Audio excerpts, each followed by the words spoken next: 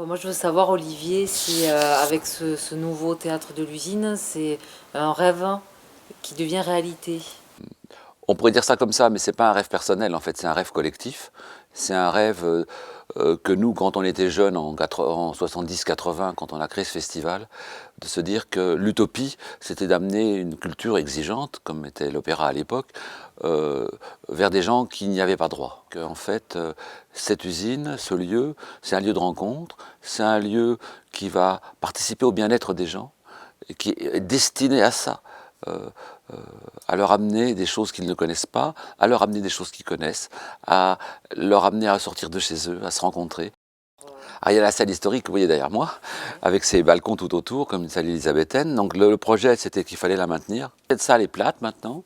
Elle va permettre de faire de la musique actuelle. Ça peut être une salle sur les murs, une salle d'exposition. Ça peut être une salle où on peut faire des petits spectacles. On a des gradins pour l'aménager dans tous les sens. Donc c'est une salle plus polyvalente, entre guillemets. J'aime pas le mot, mais Oui, disons à activité multiple. oui. Et puis, de l'autre côté, sur les grandes portes noires qu'on voit là-bas, il y a une autre salle de spectacle. C'est une salle de spectacle plus traditionnelle, de 400 places. Voilà, frontale, il y a un gradin de 400 places. D'accord. Et en fait, l'avantage, c'est que les deux communiquent, donc on peut agrandir l'une avec l'autre. Voilà.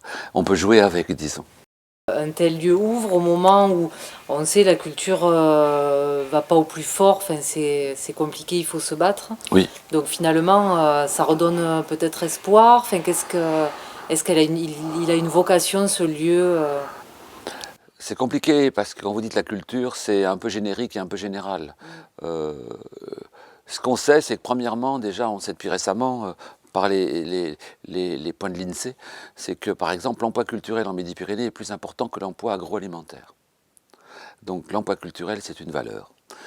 Et en plus, cette valeur, elle crée quelque chose qui est un supplément d'âme, qui permet aussi aux gens d'être bien. Donc elle a aussi une valeur d'attractivité.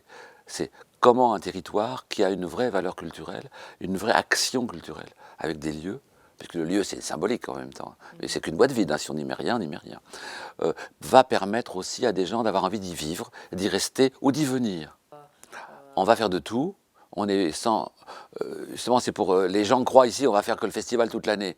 On va pas faire de musique classique toute l'année, ni d'opéra toute l'année, c'est pas raisonnable. On va faire du théâtre, de la danse. Euh, euh, on va ouvrir à toutes les expressions artistiques. C'est un devoir de service public en quelque sorte. Ce projet-là, c'est aussi pour aller rayonner sur le territoire. Donc on a après tout le matériel technique qui nous permet d'aller jouer sur tout le territoire, au moins du nord du Lot, de manière à aller chercher, à aller voir les gens chez eux. Parce que je crois que quand on a envie que les gens viennent chez nous, il faut aussi aller leur dire bonjour de temps en temps.